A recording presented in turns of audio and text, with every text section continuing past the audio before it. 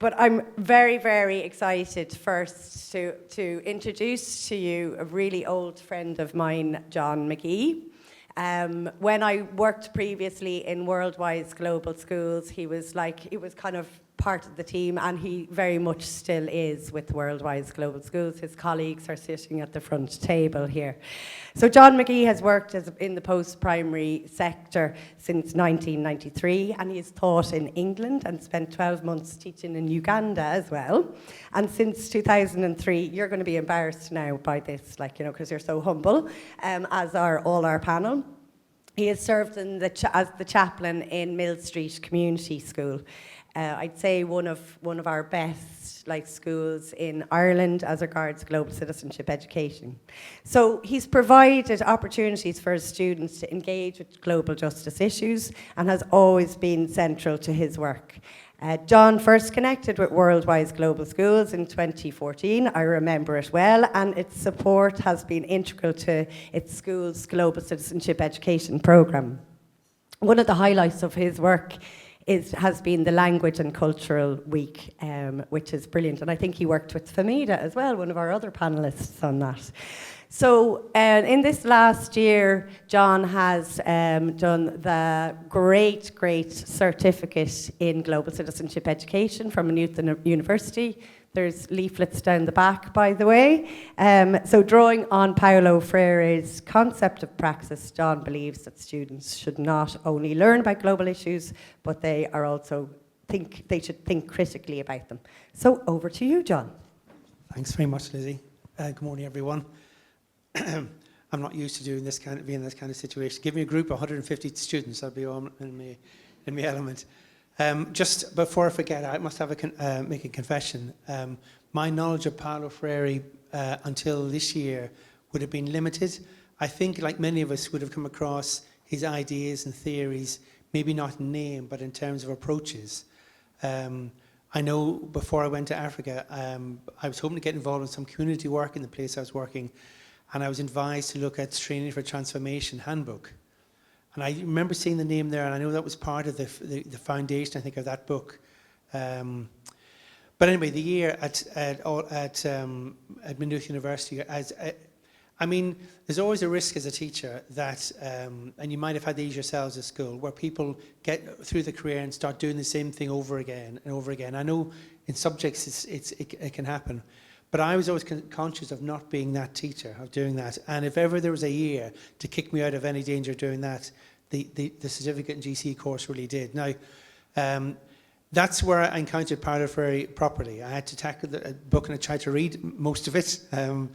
And it really has informed me, I suppose, in my approach to September, to the next school year. I'm thinking about what I've learned from that. And I suppose it talks about moving away from transferring information from the teacher to young people. That idea of and looking at ways of it being a process of really broadening their minds and enabling them to develop kind of a critical consciousness and awareness of the world around them. So as much as I've done things over the years, I just think there's always been some place I haven't got to, that there's something approach that I haven't taken to really get into it. And I think that I haven't really had the students at the centre, properly at the centre of the plans at the start of the year. So when I come to September now, keeping what I've learned from the year in mind, I'll want to meet the students. Now, obviously, they come into me and maybe they've had some idea from their CSP course and different ideas they might have had. Having a chance for them to explore different areas and say, okay, where are we going with this? What are we doing? Okay, and I know the Language and Culture Week you mentioned, Lizzie, is part of our timetable, but apart from that, we're going back to basics. And I think in terms of as far as possible, making the agenda around what they're interested in. So decision making, so at the end of the year, it won't just be like another thing they did in transition year. It'll be something where they feel as though their perspectives on issues around the world, their own skill level will be changed, and it won't just be for the year, and thanks very much, Mr. Magee, goodbye.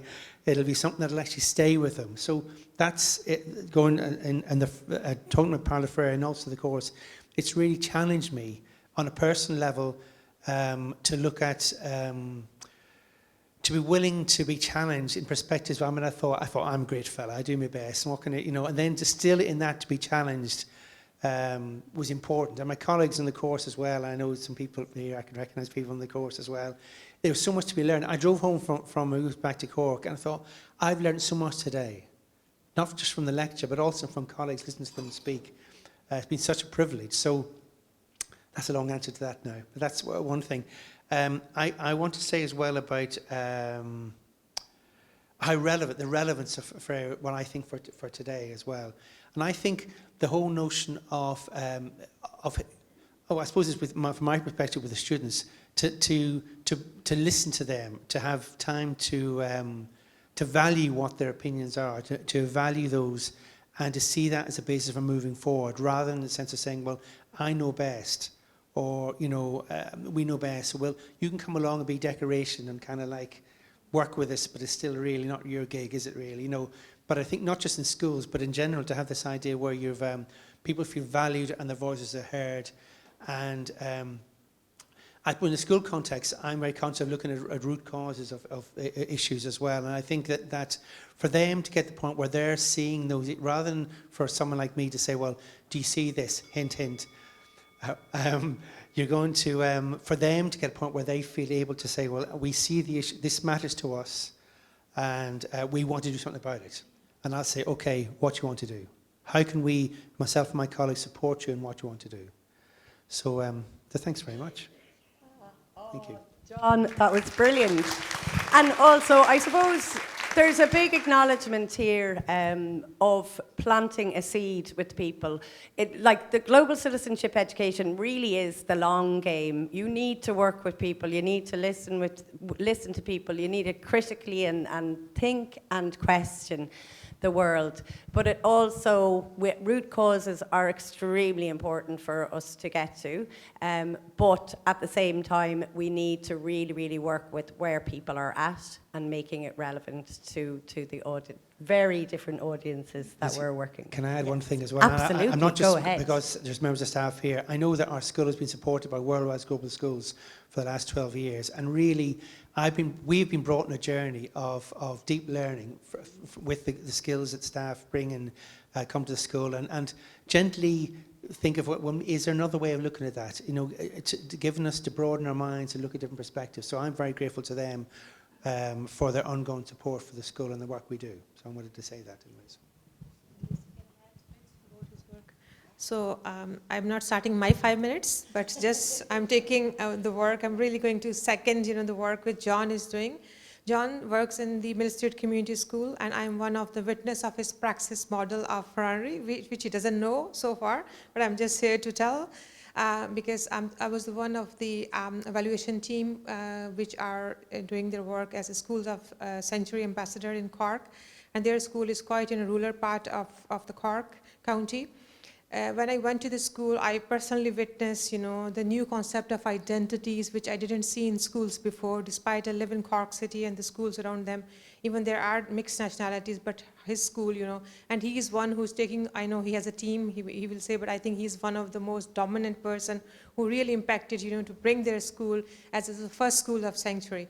So, which is again, very vital for, not only for the School of Sanctuary, but again, just talking about the Paulo's work.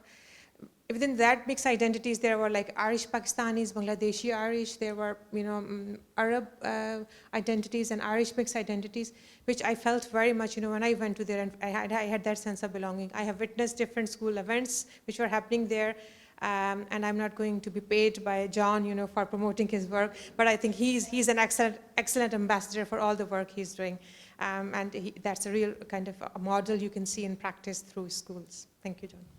Amazing. So it is back to Fahmeda. That's brilliant, because it is creating those conditions first to create a brave space for us all to have this dialogue as well, because we cannot do that, and we cannot, I suppose, really, really investigate and explore global justice issues, the way in an unsteady foundation.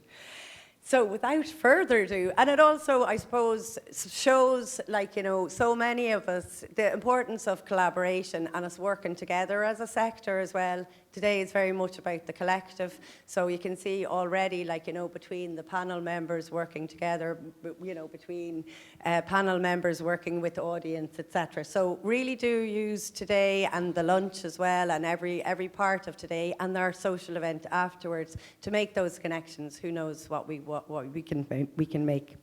So without further ado, you're official now, Fahmeda.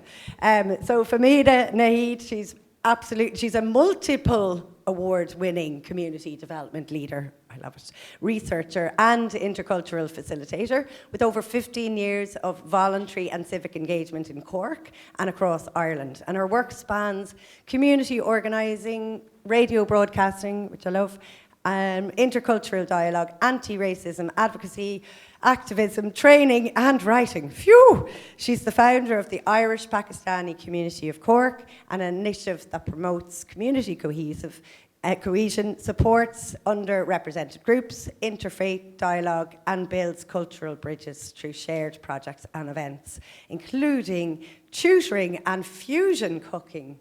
Amazing. And that's not all. So I'm going to leave it there on your brilliant bio and hand over to you, because that's more important. Thank you very much, Lizzie. So we started discussion, from a very powerful note from our opening speakers and Irish Aid as well.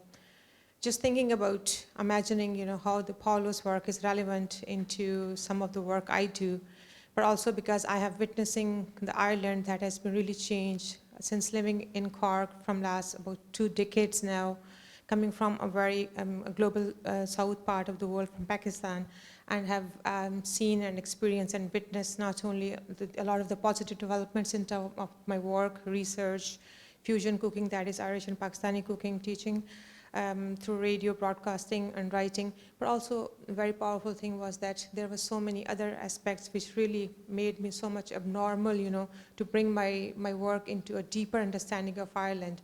On one side, we have the Ireland, which is so beautiful, which looks inclusive, where the communities from all across, shoulder to shoulder, and making the difference. But also on the other side, that communities are challenging, some of them are being challenged by small groups, which really want to bring the political divide and hate. But also on the second time, where I was personally feeling and witnessing the racism, that very direct racism, institutional, structural, having children born here as a mother, going to the school and finding those issues. Despite my work was being contributed and being received a lot of attention, being awarded for my work in Cork and across, but also because since you live in Cork, you feel like you are in a real capital, and you feel like you feel up Cork. So this is not the reason I was supporting John, but his John work was great, John. But also because the spirit, the DNA of Paulo Ferrari, I find that DNA was in Cork. The people were like, just go ahead, go girl, just do your work. This is important. We are with you. We are going to support you.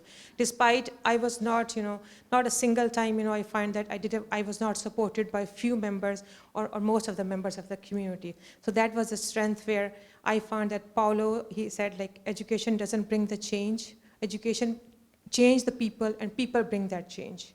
So within that idea, I started to develop my own project for my PhD research, that is anti-racism education from the lens of community education in Ireland. And I've just finished my work. I can say more, overstatement, but my supervisor is sitting here, so I have to be very careful. But so far, I started learning about Paulo's theoretical framework to apply in my own education foundation. It's not only academic, but also it is giving us a sense of togetherness, a sense to challenge that there are 2 classes. One is the class which is part of the game of the power, which supports the status quo, and there's another class which talks about the anti-racism, which are activists, which are really taking that position that no way, we don't want to let this happen in Ireland, and particularly in Cork, because I live there. So we, they were the very, basic, foundation which I started learning. But as far as I start reading the Paulo's work, and particularly for this conference, I really thought, like, I have to really move on from those traditional lens of learning where education is just seen as a part of curriculum. I am a teacher, but I didn't practice teaching as much in Ireland. But because I'm a community activist, I work in community development area for the last 15, 16 years. And there I know that those communities really need a representation. They need support, they need resources, they need support from people who have that lived experiences. So Paulo also talks about the lived experiences as one of the foundation to build the curriculum around that. To build the content of education around that, to bring that they are the lived realities. You can't really negate it. You can't say, okay, now it's not a political agenda, so we're not considering it, because we have to live in that, 24/7. And as a community educator, I call myself, we have small practices, where we are bringing and creating the connection of the communities, which is, the communities need to have that empowerment and that phase of transformation, which is very critical and challenging at the moment in Ireland. But of course, this work, through this research, and more of the writing and building those practices, not only theoretically, but implementing them in whatever the way possible, I will be doing it. Very recently, I got the grant for the Cork Anti-Racism and Inclusion Charter, where I will be using that Paulo's work as a practice, where I am involving more than 60 stakeholders from Cork, and hopefully next year I will be applying funding for the national stakeholder engagement throughout the Ireland. I think my 5 minutes are over. Thank you. Fahmeda, thank you so much. And I guess Fahmeda highlights the importance of local to global. And again, it's about creating those conditions for solidarity. And I have to agree with you that Cork is probably like the hub of solidarity in the country. So I would just like to add to that compliment. But yeah, when we do our work as global citizenship educators, we often kind of say, well, what does, the work that we do locally as community developers or in school, what does the local have to do with the almost 9 billion people? It certainly is creating that collectiveness, creating those spaces for dialogue can really, really lead to our understanding of the world. And I really appreciate your amazing work as well. And hopefully we'll one day mainstream all of your anti-racism curriculum, because God knows we need it. So thanks a million, Fahmeda. So we could talk all day, but people are probably starving, so I'm not going to do that. So I'm very, very, I suppose one experience from working with post-primary schools in particular over many, many years, I'm not going to say how many years because I'll embarrass myself, but was the importance and the growth of Educate Together. And certainly their ethical education curriculum has really, I suppose, hit the nail on the head when we look at all of our global citizenship education concepts of local to global, of root causes, of critical thinking and questioning, and students who really, really, really can advocate and stand in solidarity with people. So I'm absolutely delighted, coming all the way from Galway in challenging circumstances this morning, because I think the trains were off.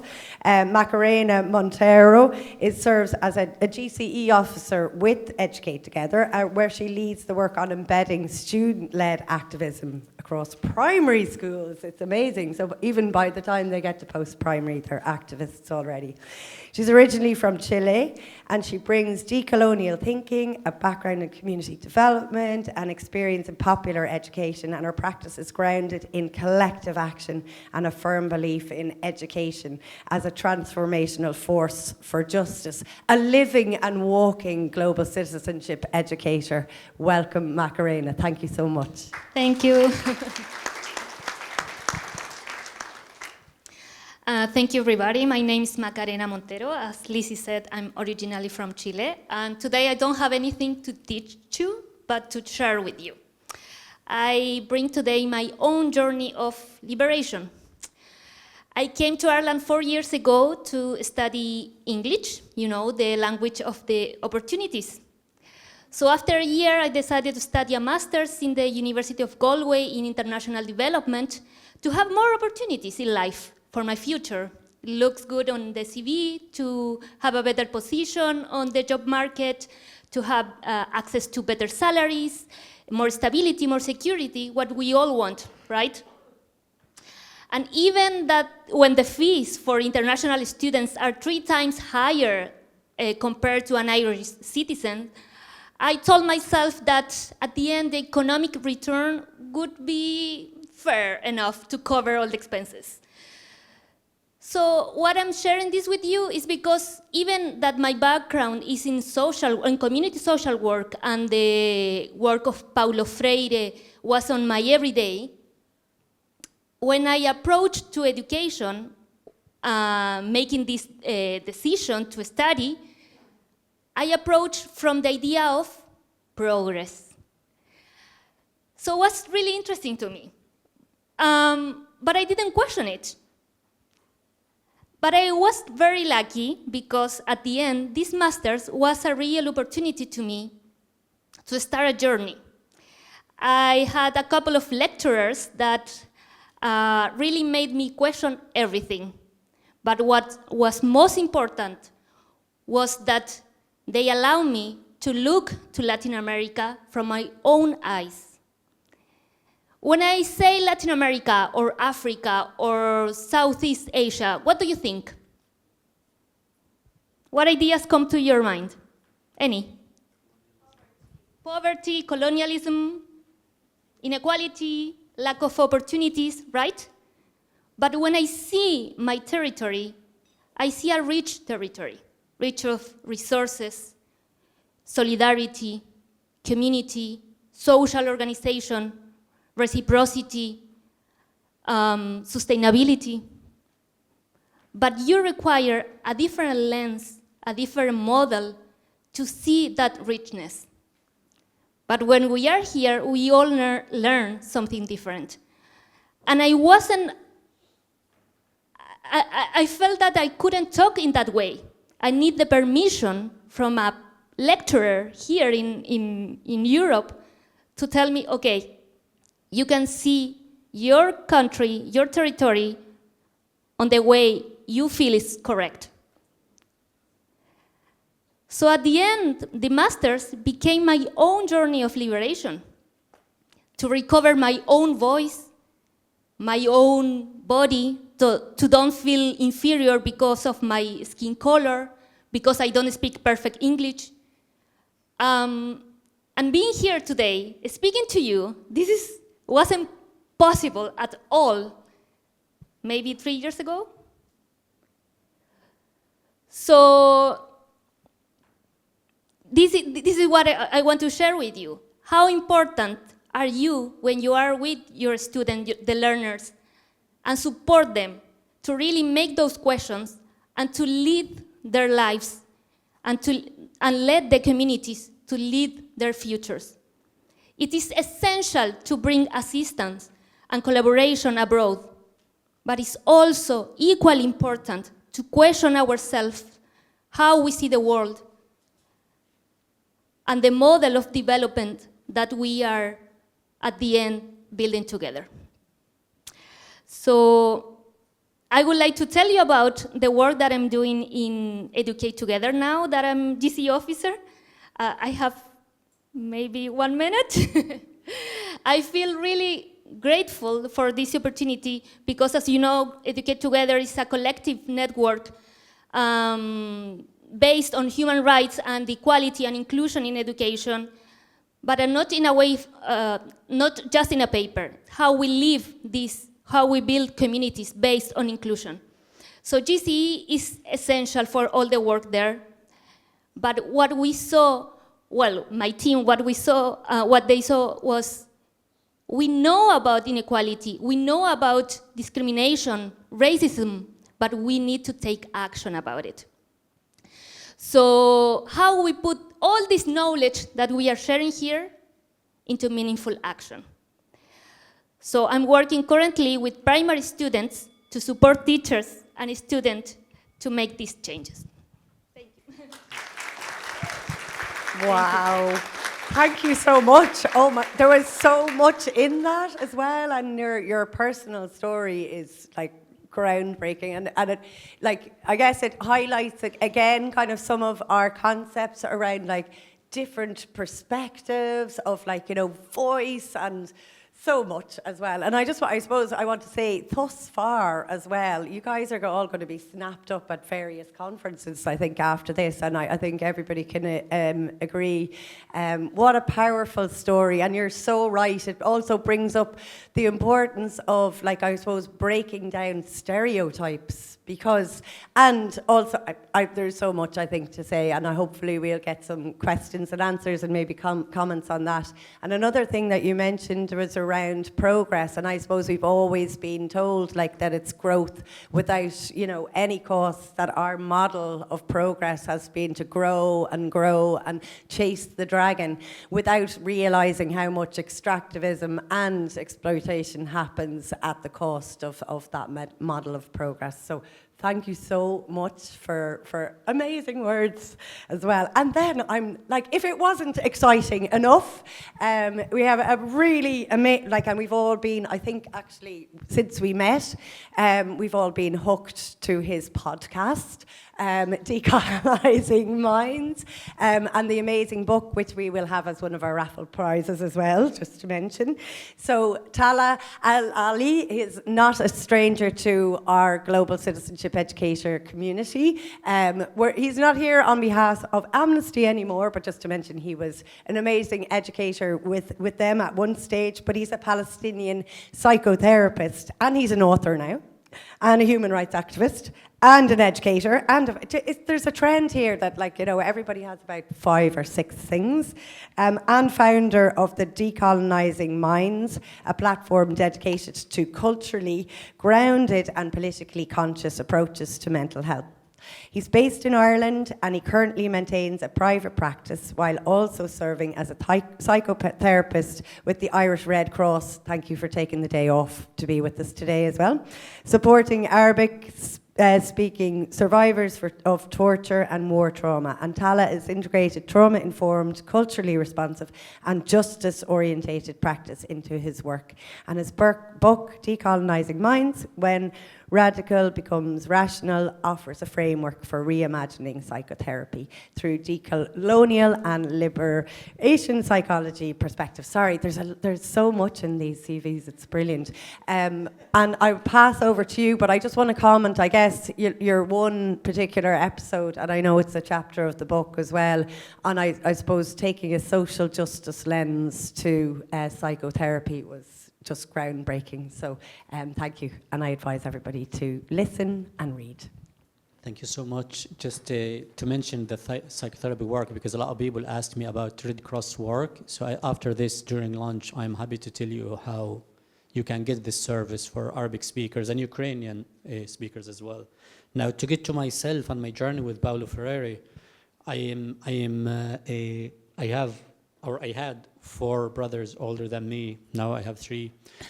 They were all kind of into reading, and I grew up under the thumb and the oppression of a genocidal and apartheid regime in Palestine, which is the Israeli regime. So before becoming a psychotherapist and a counselor, I was expressing myself and working more in theater and music, and mainly theater, and I was in a couple of reading clubs. And why Paulo Freire stands out a lot for me, because a lot of books were banned in Palestine, and if you caught with several books, you would be ending up in prison, in an administrative jail, in an Israeli prison.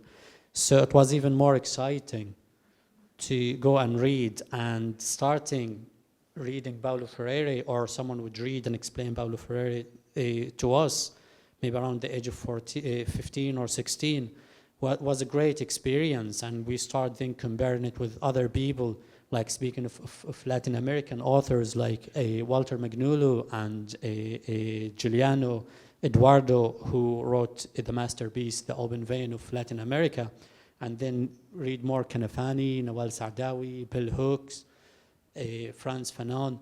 So all of them kind of speak to each other, but the way love was a great component of Paulo Freire writing was really striking a chord in a world that's full of hate and racism and wars and killing. He's still holding to love, and that was also a Bill Hooks messages most of the time. And how this, what stands out to me as well when I hear Paulo Freire is the concept of critical consciousness, where you reject the education as kind of transformation of knowledge into passive learners, but it's more of a process of both people learning with each other, and mainly also questioning the dominant narratives, and where this come in the intersection with psychotherapy, where kind of you support people to move from being objects shaped by systems towards becoming subjects capable of understanding and transforming those systems. And that's something the system themselves are afraid of. So that's why it's very, very important at this time to hold Paulo Freire dear to us, and we keep with his teaching, especially that he didn't speak to an event. He spoke to structures, and he spoke to systems that are still repeating themselves for ages. And that's why his work is timeless, and his work needs to always be with us. And I get surprised that people who study social work or political science or even psychotherapy don't get to learn the pedagogy of the oppressed as one of the essential readings. So that was really surprising for me. And I always thought at the start that maybe because I'm from Palestine, oppressed, they teach us these things. But when you read Paulo Freire, everyone is oppressed under a system in some shape or form. And how also my work kind of incorporate that we don't see people's suffering as personal failure, and their suffering doesn't exist from a vacuum. So we kind of look into a structural injustice, and we try even in the sessions to speak to people about how they see themselves as weak if they are unable to integrate to Ireland, coming here as migrants, or some people who see themselves as failure because they've been tortured for years or they survived war and still unable to adapt. But then we kind of see the bigger picture. We see the systems that cause this harm to people without only containing it. And that's something, to be honest, Western frameworks are very good at, containing the damage within individuals. And if you cannot cope with it, then it's your failure. And here it's the challenge of that people get from reading and studying Paulo Freire.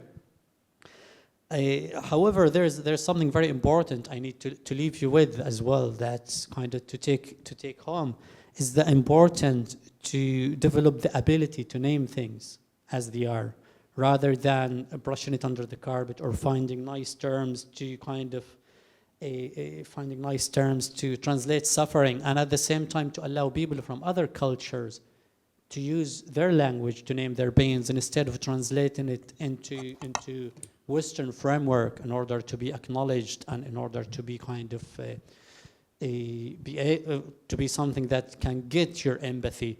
So the ability to name things is very, very important, and of course to see all humans as humans without the need to be holding the same standards like you, your skin color, your language, your level of education, your passport, and so on.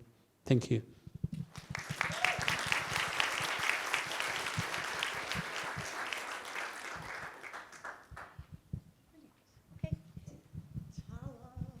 That was amazing. And you brought up some really, really important concepts for us, like dominant narratives.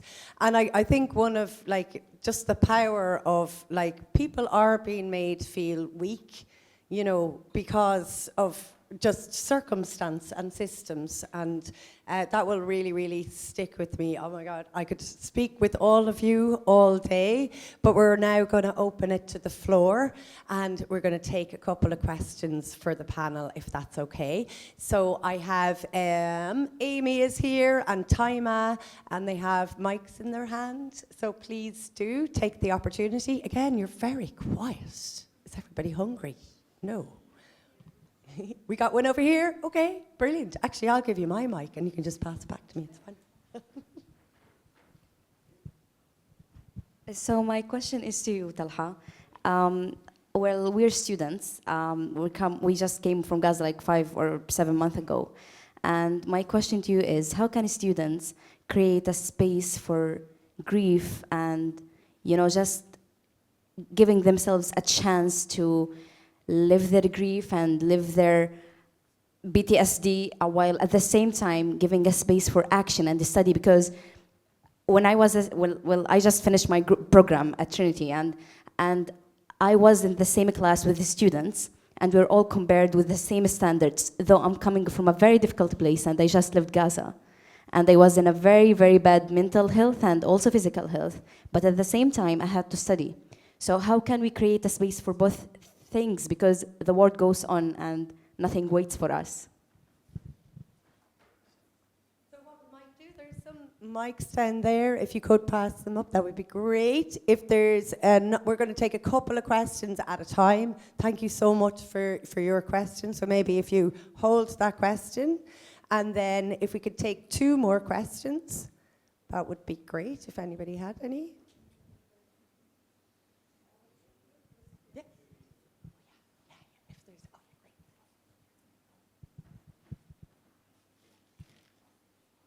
Thank you.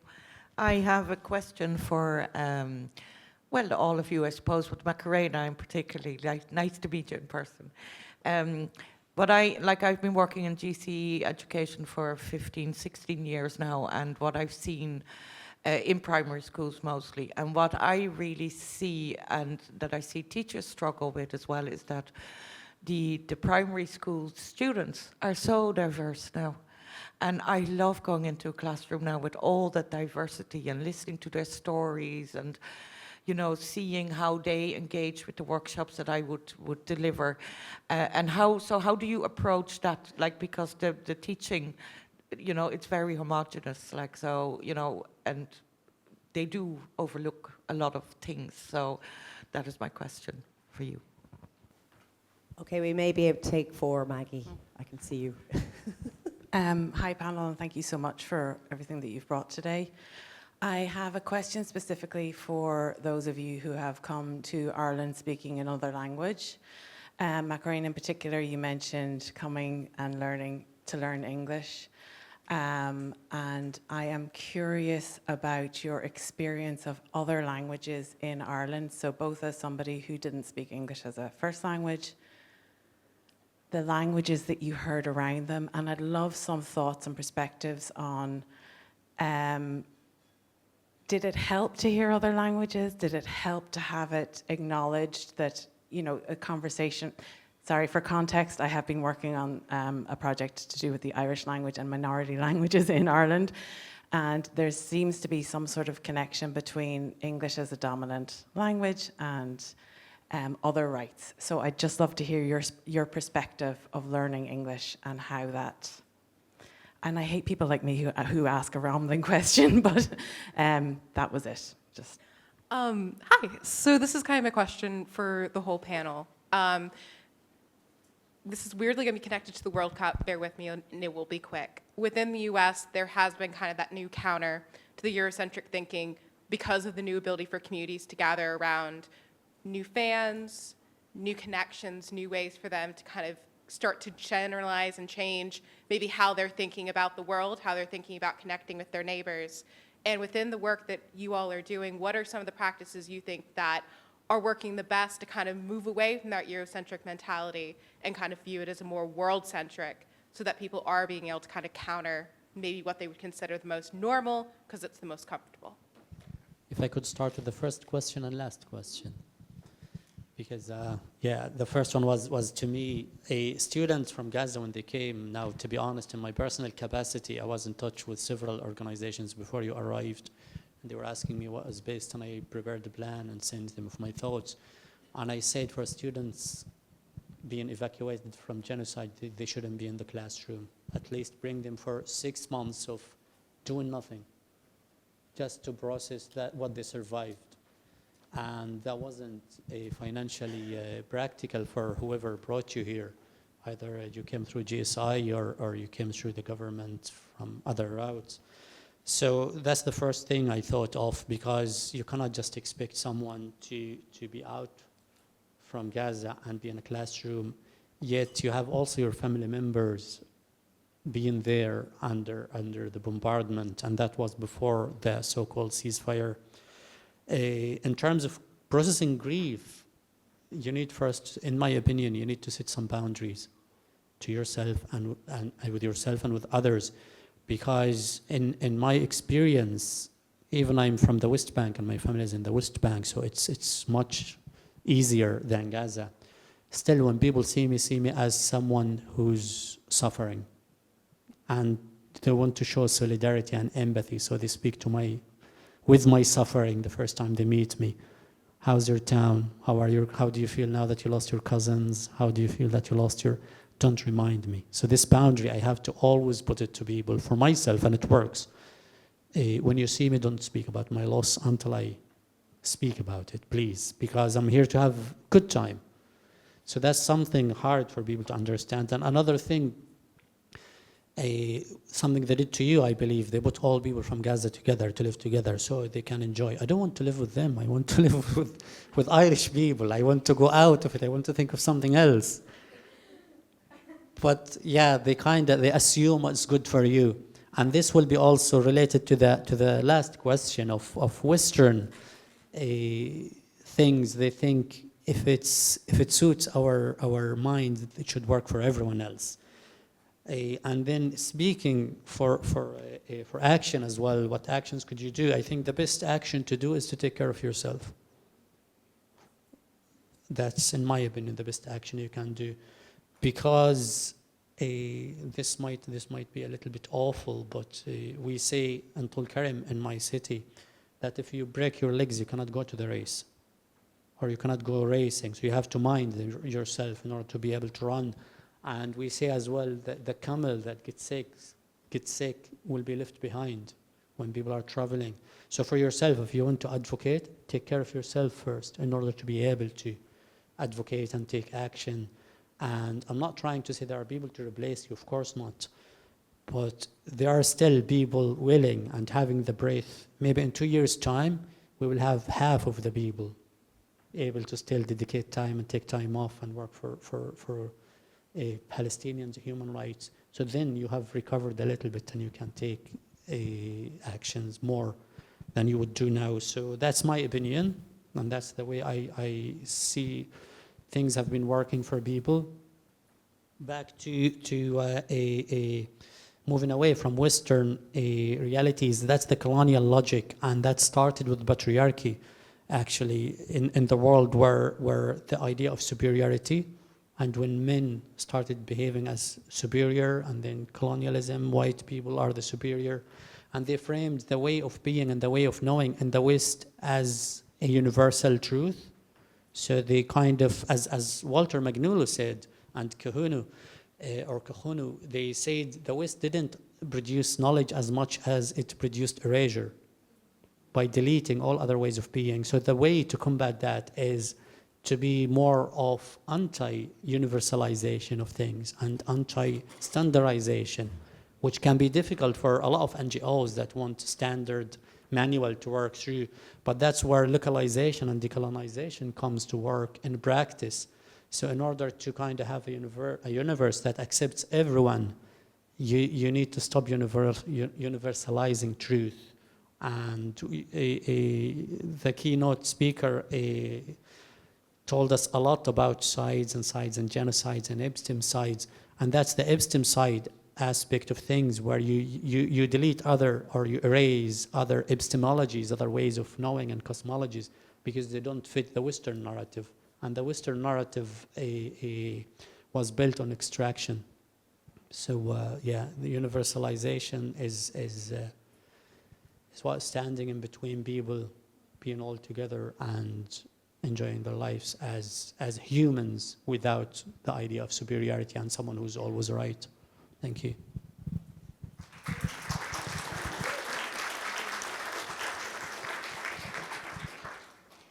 I want to add something to you. I was thinking on your question, and you were saying, how can I grieve?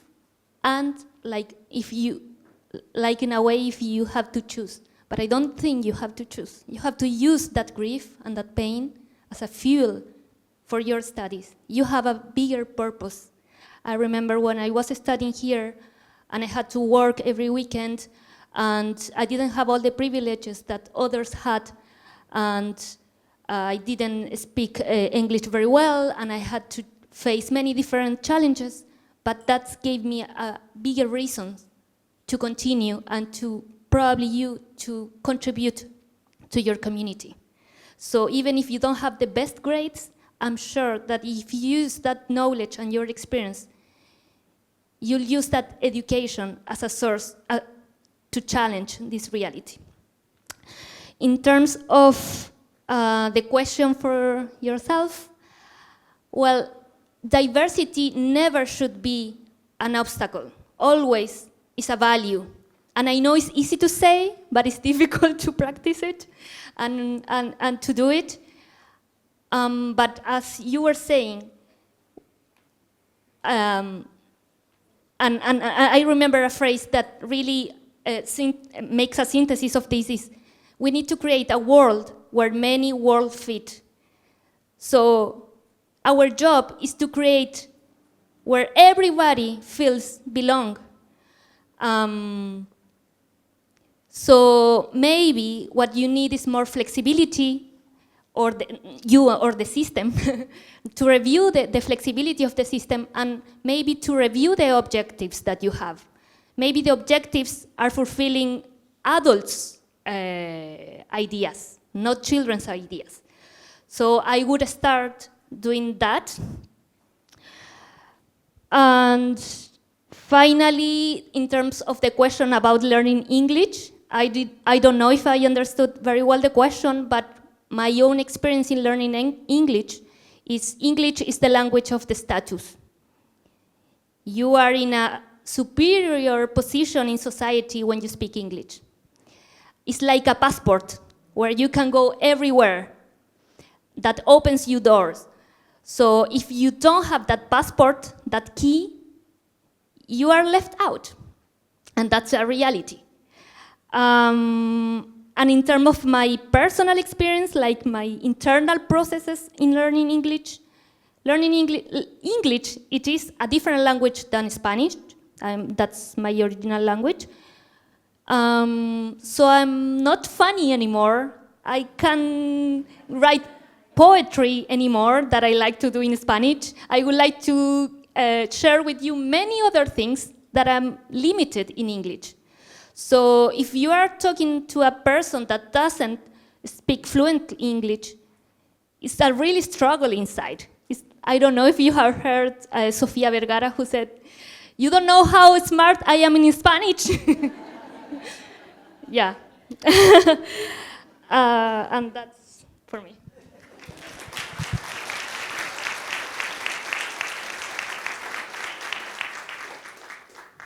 Yeah, so I will go for the question about the teachers' challenges in the school, about learning environments to be more impactful.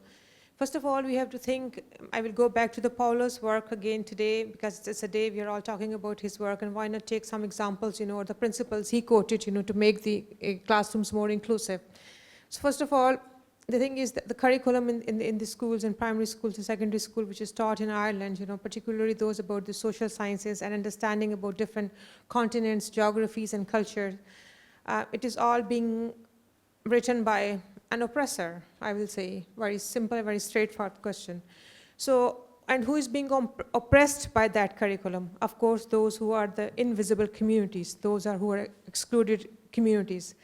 So here we have a role of the teacher as well, as Paulo says, that you have to be critically conscious about what you are teaching there.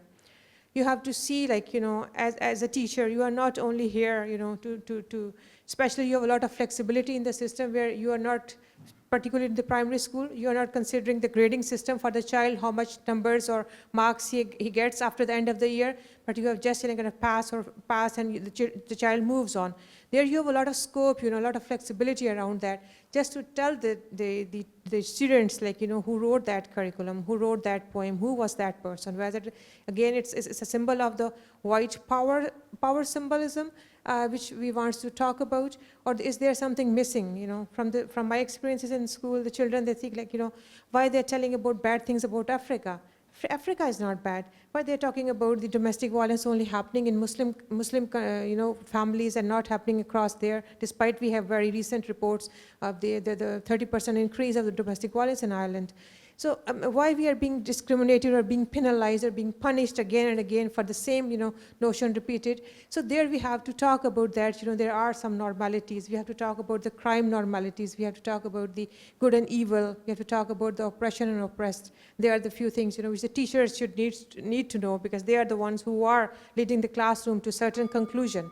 And the second thing is about the reflective work that is very important, where you have to think about the lived experiences as a transformation phase, because there are children, they are talking about so many issues, their families, and also the teaching model involves parents as well, and I think especially those parents of the minoritized communities, they have to really, be consulted, for that. Just like a few weeks ago, we have Eid celebration. I was asked for primary school to come and celebrate the Eid with the children. I spent my 4, 5, 6 hours in the school, spent about over 200 students I engaged, and I told them how the Eid looks like, and what it is about. So I think you have a good resources. Communities are very much, looking forward to bring, and where the gaps are there, they can be critically, seen and being, addressed. The second thing is about the English as a second language. Here we have to talk about that. Despite I was born in Pakistan, and our second official language is English, but when I came to Ireland and Cork, I didn't know the Cork English. And I was like, how I'm going to see, they talk so fast, and I was in the north side of the Cork, and they're not only as fast as the rocket speed, but also, they really want you to, in a very little bit, rude and a bit strong accent. So there, I thought that English is not only the language of academics, but it's a language of community. It's a language of day-to-day, bullying and cracks and the Langer man I heard very recently and start using. So it's again, but again you find some ways, of translating those words in your own language, and you start laughing at that. And once, to be honest, if you talk to your parents about that word, and they will explain to you in their own way the cultural context, and that will be very interesting after that. And the important question was the Eurocentric model. That was also a very important question, because through my research work, I have seen that in Ireland, our context is very, very different. Last week, I was talking to my supervisors that how far the anti-racism education, which is happening in UK or rest part of the Europe, can we be able to bring that in Ireland? And I will be saying it will be very, very difficult for the communities to have that Eurocentric, that colonialized, model of teaching or curriculum bringing in Ireland. That will not be fully acceptable by the people, because even in Cork, they don't accept the Dublin versions. And how far, the whole Ireland would accept something, Eurocentric or UK model. So there, once I start, applying the Paulo Freire's work, I have seen he's coming from a non-European background. He's talking about aggression into the non-colonial, way. So for that, I think we have to make a room, where we can use those principles and his values of work into the Irish context and make it more non-Eurocentric version. Thank you. Great. Thank you, John. Will you say do you want to say one more thing? Hopeful thing.